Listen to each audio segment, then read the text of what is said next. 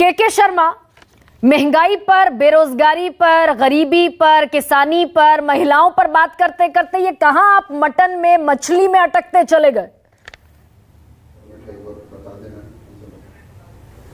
नहीं गरिमा जी, महंगाई हो, बेरोजगारी हो, किसानों के मुद्दे हो या तमाम मुद्दे, हम हर मुद्दे को एड्रेस कर रहे हैं। और ये मुद्दे मैं समझता हूं कि स्वतंत्रता के बाद से जितने चुनाव हुए होंगे, ये हर चुनाव में मुद्दे रहे हैं और इस मुद्दों को विपक्ष उठाता रहा है, सत्ता पक्ष ने जवाब भी दिया है। सत्ता पक्ष और कई बार हम भी पक्ष में पहले थे, हम भी उठाते रहे। लेकिन मुद्दा कौन बनाएगा, एजेंडा कौन बनाएगा? आप एजेंडा बनाने की बजाय जब आप अपने घोषणा पत्र में लिखते हैं कि देश की सारी परमाणु शक्तियों को जो मिसाइल हैं वो सब हम समाप्त कर देंगे, ये आज ही यानी 2 दिन पहले विपक्षी गठबंधन के जो घोषणा पत्र में लिख कर आया है, complete elimination of nuclear weapons and other weapons of mass distribution including chemical and biological weapons. ये किसका घोषणा पत्र है? ये घोषणा पत्र सीपीआई का है, जिसके साथ बिहार में कांग्रेस हो, आरजेडी हो, सब मिलके जो है साथ में लड़ाई लड़ रहे हैं, सीट बंटवारा करके समझौता है सबका। ये आप किसके लिए लिख रहे हैं? ये मुद्दा नहीं है देश का। चीन परमाणु शक्ति संपन्न, पाकिस्तान दुश्मन देश परमाणु शक्ति संपन्न, ये 2 देश परमाणु शक्ति संपन्न हैं और यहां पर आप कहते हैं कि भारत जो परमाणु संपन्न जो महाशक्ति है, यहां की परमाणु शक्ति को हम समाप्त कर देंगे। क्यों बोलती बंद है कांग्रेस पार्टी की? क्यों बोलती बंद है? यहां बैठे हैं, अभी इसका जवाब आप ले लीजिएगा आरजेडी से, और आलोक जी भी बैठे और भदौरिया जी बैठे, तो सब साथ में है ना। एक तो 17 लोग हाथ खड़ा करके फोटो खिंचा रहे थे ना, तो इनका जवाब आज पूछिए, क्या हम इसको मुद्दा ना बनाएं? आप कांग्रेस पार्टी अपने घोषणा पत्र में लिखती है कि बहुसंख्यकवाद के लिए देश में कोई जगह नहीं है। ये बहुसंख्यक कौन है इस देश में? बहुसंख्यक कौन है? हिंदू। हिंदू हैं, उनके लिए इस देश में कोई जगह नहीं है, तो किसके लिए जगह है? अल्पसंख्यक यानी मुस्लिम कौन बांट रहा है? ये सब कौन एजेंडा ला रहा है? ये देश के लिए एजेंडा नहीं होगा, ये देश के लिए कोई विषय नहीं है। हमने कहा था कि आप 9 तारीख को जिस दिन नवरात्र की पूजा चालू हो रही हो, पूरा देश उस व्रत को मनाता है, पूजा करता है शक्ति की, उस दिन आप अपना ये फोटो पोस्ट करो चढ़ाने के लिए। और उसके पहले कुछ ही दिन पहले राहुल गांधी अपने भाषण में कहते हैं कि हिंदू धर्म में एक शब्द होता है शक्ति, मैं उसका विनाश करना चाहता हूं। ये हमने कहा था कि आप कहिए। सनातन धर्म डेंगू है, मलेरिया है, तमाम बीमारी है, इसको समूल नाश करना है, ये हमने कहा है।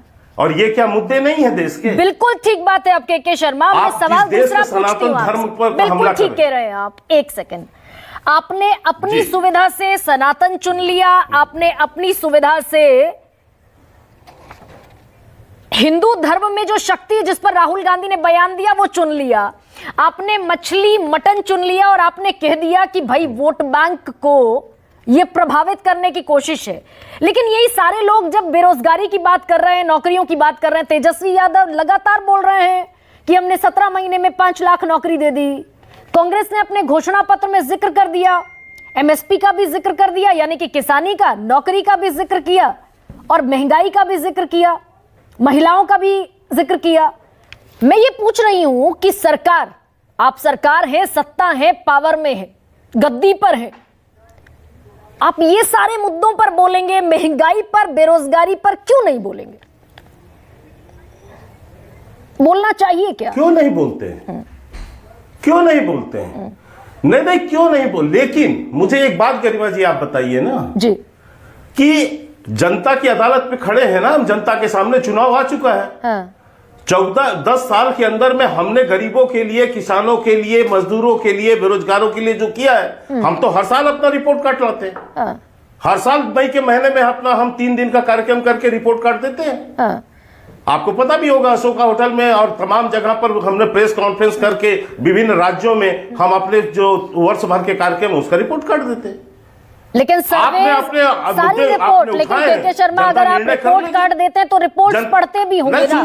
बेरोजगारी विस्फोटक स्थिति में है कि नहीं है? ना मेरी बात, महंगाई 3 गुना बढ़ी है कि नहीं बढ़ी?